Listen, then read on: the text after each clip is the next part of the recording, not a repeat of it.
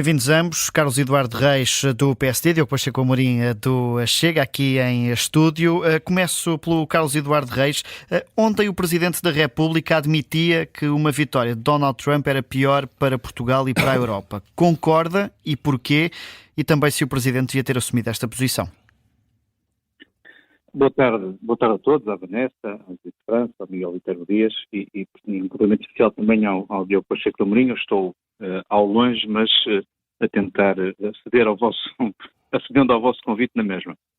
Bem, já não é a primeira vez que discordo do Presidente da República, mas nesta matéria tenho que concordar que a preocupação com Trump será maior, porque temos várias dimensões nesta vitória. Temos a dimensão da Ucrânia, temos a dimensão da defesa e segurança, temos a dimensão da economia, e acho que era isso que o Sr.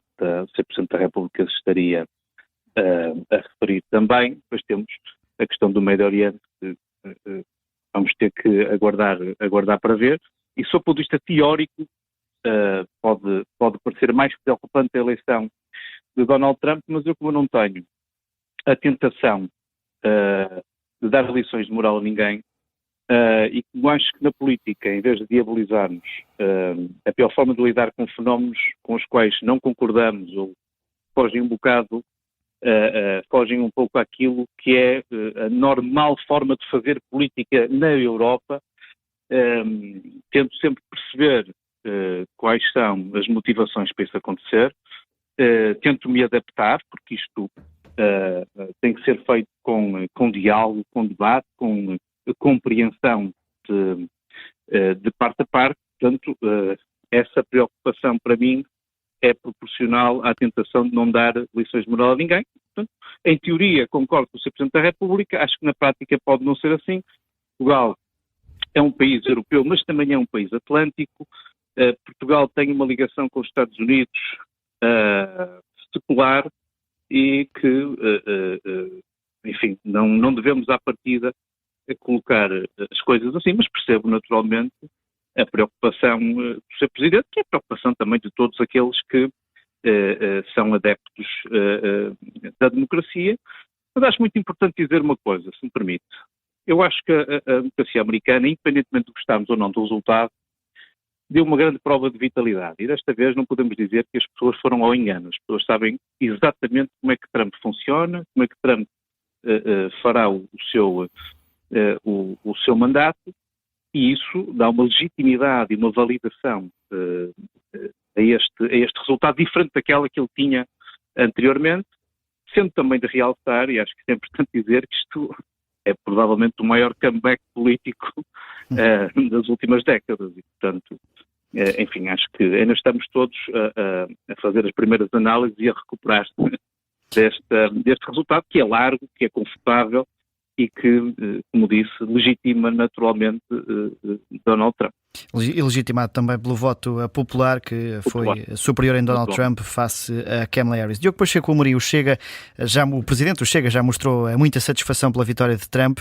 O novo Presidente norte-americano não pode dificultar a vida da Europa, consequentemente a de Portugal, nesta questão do conflito com a Ucrânia? Ora bom, muito boa tarde a todos, boa tarde, Carlos.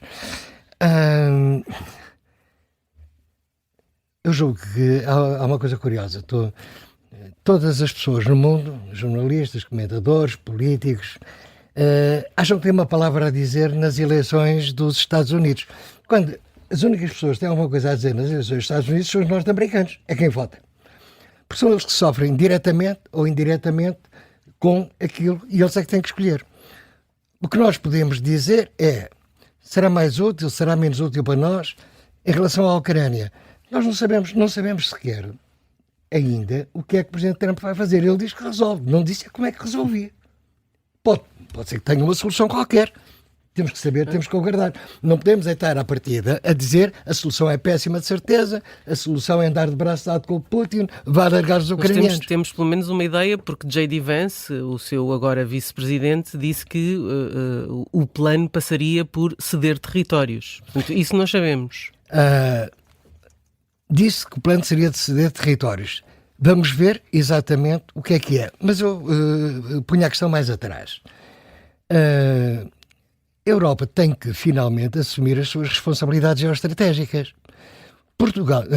A Europa, peço desculpa, a Europa não pode passar o resto da sua vida e da sua existência como um continente que já foi poderosíssimo, debaixo do guarda-chuva americano e a contar com o orçamento dos Estados Unidos para se defender e defender-se dos seus atacantes externos. Ou seja, isto foi uma escolha dos norte-americanos. Nós não somos norte-americanos, não votamos naquelas eleições. Podemos lamentar termos chegado ao ponto a que chegamos de, para a nossa defesa e defesa do nosso continente, ter que depender de uma entidade externa, que tem, como é evidente, os seus próprios interesses, tem a sua própria política. Caso agora, por exemplo, dos Estados Unidos, estão muito mais preocupados com a Ásia-Pacífico do que com o Atlântico. Então até faz aí uma leitura quase positiva desta obrigação da Europa ter que investir mais porque do outro lado conta com menos apoio. Mas é exatamente o que o Presidente Trump já disse no seu primeiro mandato. Na questão São as vossas responsabilidades, paguem. Estava toda a malta. A questão até anterior, não é, Diogo? A questão anterior. Sim, não, Gás, é anterior. Só que... Mas nós estamos habituados que os Estados Unidos sejam a polícia do mundo, não é? Não estamos habituados, nós delegamos nele o policiamento do mundo. Ótimo. Lembra-se do tempo da União Soviética, da velha questão da manteiga dos canhões. A União Soviética escolheu os canhões. Nós escolhemos a manteiga. Nós aqui encontramos uma solução ótima na Europa. Os canhões são pagos pelos Estados Unidos e nós ficamos com a manteiga. Ora, isto tem que acabar e é evidente que tem que acabar. E no fundo é o que os americanos sabem a quem votaram, sabem perfeitamente, e grande parte deles, sabem qual é a política defendida e a política externa defendida pelo presidente em que votaram. E no fundo os americanos estão a dizer aos europeus: trabalhem para tratar da vossa própria defesa, que nós temos os nossos problemas a resolver. Eu acho que nós não podemos substituir aos americanos, não temos o direito moral de o fazer sequer. Nesta é a minha opinião. Nem temos o direito moral de lhes pedir, não é? Não temos. Não temos. O direito podemos pedir respeitosamente, e gratamente, e ficar gratos. Mas ainda por cima, os europeus tomavam sempre, durante dezenas e dezenas de anos, esta atitude que era: paguem porque é a vossa obrigação. E eles não... Enfim, recebiam por outro lado também. A verdade é essa, não estavam aqui também. Mas a verdade é que, durante dezenas de anos, foi coincidente o nosso interesse com o interesse deles. Agora, os interesses separaram-se. Os nossos são uns e eles estão na Ásia-Pacífico. Mal ou bem, não é nós que nos compete decidir e definir isso. Carlos Eduardo Reis, a responsabilidade da vitória, ou pelo menos a questão ucraniana, não vamos falar em vitória, fica agora exclusivamente aos ombros da União Europeia? Eu sinceramente penso que não. Nós já vimos este filme antes, há um Trump em campanha, no estilo depois não há um Trump em mandato diferente daquele que é na campanha, mas ele também já disse tudo e o seu contrário e, portanto, estou muito expectante em relação até à equipa, porque eu também acredito muito desta vitória à equipa que ele conseguiu construir. Ele constrói boas equipas e, portanto, estou... Diogo Pacheco Amorim vai aqui assinando que sim com a cabeça. Exato, Carlos. Tenho que acreditar que a equipa será competente e terá mais calma do que Trump em relação a algumas matérias, nomeadamente essa da defesa e segurança, que ainda há pouco falavam com o Diogo, que já vem de trás. É preciso lembrar, não fugindo à sua questão, que este debate sobre a autonomia estratégica, e que não saiu do papel em muitos dos países que compõem a NATO, é uma decisão de Obama. Não é uma decisão de Trump. Trump vocaliza, é muito mais vocal, não é? Na forma como, e mais bruto, na forma como o diz. Já admitiu que os Estados Unidos podia sair da NATO. De uma cimeira de 2014. Eu até, em relação a essas tiradas, eu não quero estar a desprestigiar o Presidente dos Estados Unidos, quem sou eu, mas como disse há pouco, ele já disse tudo e o seu contrário e às vezes diz coisas que não fazem nenhum sentido, e isso até está provado, tem efeito em algum eleitorado, portanto... Como se vê agora. Em relação à Ucrânia, preocupa-me naturalmente, porque uma pessoa com o perfil de Donald Trump, e por isso é que estou com expectativas na equipa, tem sempre a tendência, com o seu perfil mais comercial, digo assim, mais de homem de negócio, de forçar uma negociação, que é aquilo que eu temo que vá acontecer, e se passar pela cedência de território, vai naturalmente contra o direito internacional, e contra tudo aquilo em que acreditamos na Europa, e portanto isso não é uma coisa que me, enquanto político, enquanto europeu, que me agrade, naturalmente. Temo isso, mas como disse, vamos ver. Não é um caminho de saída. Diogo Pacheco Amorim, a proximidade de Putin e Trump, ou Trump e a Coreia do Norte, não pode levantar preocupações? Eu acho que tem-se efabulado muito sobre isso. A proximidade são interesses estratégicos que o Sr. Putin tem que defender, os seus interesses estratégicos, o Sr. Trump tem que defender. Isto não implica amizades e cumplicidades pessoais, implica uma conversa. Os Estados não têm uma filantropia, os Estados têm interesses, ponto final. Portanto, tem-se falado muito sobre as grandes amizades de Putin com Donald Trump. Com Donald Trump, mas eu acho que se tem falado muito mais do que a realidade. Ou seja, há uma tendência muito grande para ir fabular à volta de Trump. O Trump que nos aparece normalmente apresentado é um monstro de 7 cabeças há que ir ao essencial. Ir ao essencial é, ele tem os interesses a defender do seu país. O Sr. Putin tem os interesses a defender do seu país. A questão é se depois esses não são conflituantes com os nossos. Mas nós, como eu já dizia há bocado, nós é que temos de ter a capacidade para defender os nossos interesses. Nós não podemos andar a exigir que A seja aliado de B, B de C, porque nós entendemos que deve ser assim ou não deve ser assim.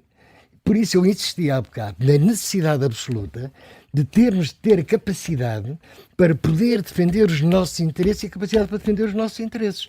Foi isso que definiu sempre qualquer país, qualquer Estado, senão um Estado falhado. A Europa será um continente falhado e será uma unidade falhada se não for capaz de definir quais são os seus interesses e defendê-los até ao fim. E não depender de terceiros ou de quartos ou de quintos pode defender. Peço desculpa ter voltado a isto, mas eu considero isto essencial. Carlos Eduardo Reis, a vitória de Donald Trump fez-se com muitos votos das minorias e mesmo alguns dos alvos dos ataques de Trump votaram no candidato republicano. Isto não parece estranho?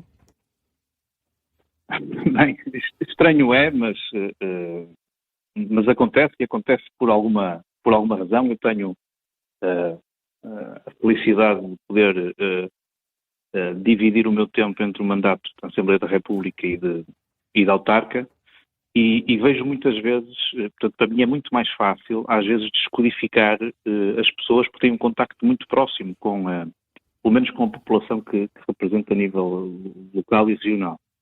E isso facilita-me a vida, às vezes, a perceber que o problema das pessoas nem sempre é aquele que comumente a comunicação social vai debatendo e propalando, e, portanto,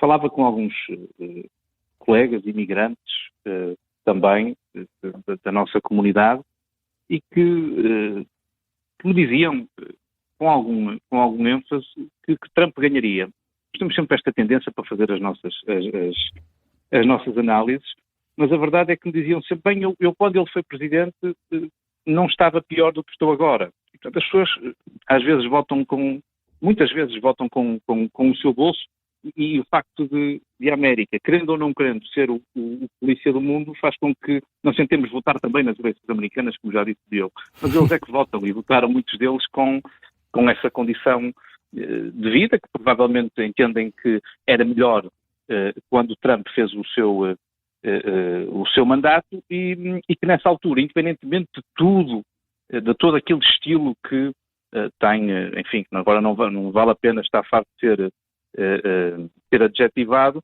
independentemente disso, teve alguns resultados económicos, também não vamos agora debater porquê, não temos tempo para isso, mas as pessoas votaram com o bolso, acho eu também, quer dizer, e, portanto, só explicando desta maneira, porque minorias que são muitas vezes maltratadas em discursos terem a tendência para depois votar nesse candidato, é um síndrome que já é conhecido, não é? E, portanto, não tem outra explicação que não essa, de viver naquele país, de proteccionismo. Não sei se estava aqui a fazer algum paralelismo nacional.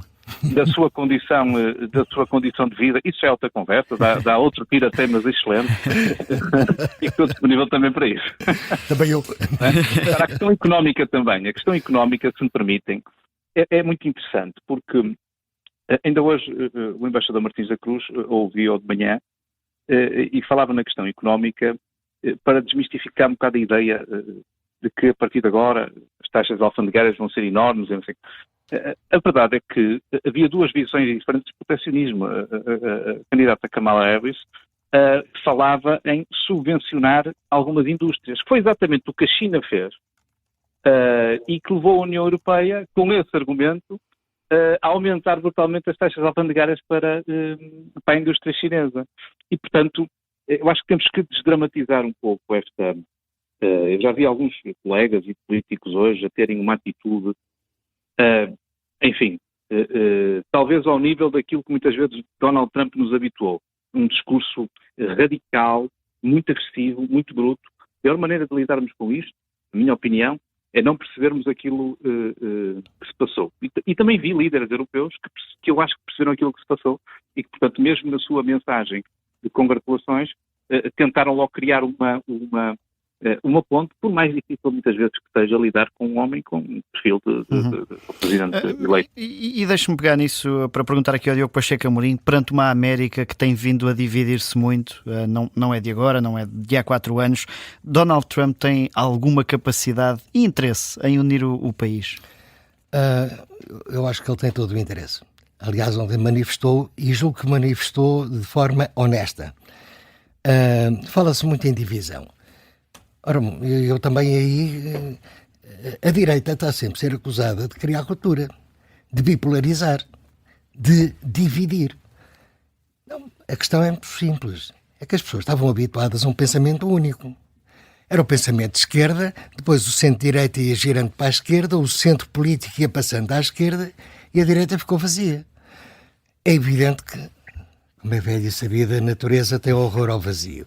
E, portanto, repare, em toda a Europa, os nossos partidos do tipo do Chega, nascem de quadros e de pessoas que saíram dos partidos que eram antigamente de direita ou de centro-direita e que se foram juntando à esquerda.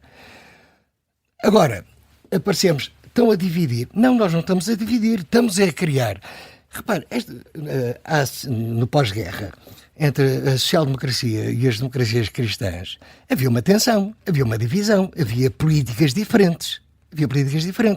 Só que a partir nos últimos 10 ou 20 ou 30 anos começou, essa diferença foi-se esbatendo, deixando todo o espaço à direita vazio. Portanto, nós não viemos dividir, Donald Trump não veio dividir, não veio criar rupturas, veio criar os velhos polos que sempre existiram. Já só havia um, passou a haver 2 outra vez. Esta é uma questão. Isto é história política, e é história política recente, quer dizer, não é preciso recuar 200 anos ou 300 para perceber a gênese deste fenómeno. Aliás, já agora, o Carlos referiu há bocado que havia uma melhor equipe agora. Eu achei muito interessante ontem, Carlos, não sei se ouviu o comentário do Ricardo Costa depois do discurso do Trump. Não ouvi. É muito interessante porque, resumindo só, este Trump não é o Trump de 1916. Isto é o Trump 2.0. Não é 2016, sim. Não é ele sozinho, é ele à frente de um movimento, porque agora existe um movimento, e citou o movimento, o Kennedy, principalmente o Vance, disse que o Vance era um tipo brilhante. Portanto, que ele agora traz uma equipe e está à frente de um movimento e que isto está a mudar tudo, ou muda tudo. Portanto, estar a contar que estas reações um bocado extemporâneas que se referiram, que dizem um dia uma coisa, outro dia outra, eu não me parece que isto agora volta a acontecer, dada a estrutura deste movimento. Até pode, Diogo, desculpe interromper, sim, não, por amor de Deus. Na mesma, no facto do Presidente dizer isso e depois na prática não o fazer. Não é? Ele pode continuar a ser ambíguo nas suas posições e depois na prática a realpolitik não é? Fazer outra Carlos, coisa. é uma questão que temos que ver, ou seja, à partida e aparentemente o projeto é esse. É evidente que pode acontecer ele não ser cumprido, ou não se desenvolver, ou não se desenrolar tal como é expectável. Mas aquilo que eu e muitos de nós tínhamos reparado, que já havia essa estrutura, eu achei graça, o Ricardo Costa, que está completamente aliado destes tipos de apanhou movimentos, isso, não é? apanhou isso e apanhou rigorosamente. É curiosíssimo, vale a pena ouvir, Carlos. Sendo que agora, repare, Trump goza de um conforto enorme, não é? Quer dizer, tem a presidência, a Câmara dos Representantes, o Senado, e depois tem uma maioria ideológica no Supremo, não é? E isto vai-lhe dar, e eu acho que daqui para a frente também é interessante analisarmos isto. Trump vai de facto pôr em prática um plano, não é? Ou seja, agora só não impõe o programa que tem se não quiser, porque tem condições políticas tem para todas as condições para o fazer. isso. Carlos Eduardo Reis, Diogo Pacheco Amorim, muito obrigado pela vossa disponibilidade para se juntarem a nós Obrigado, neste Tira Temas. Muito obrigado.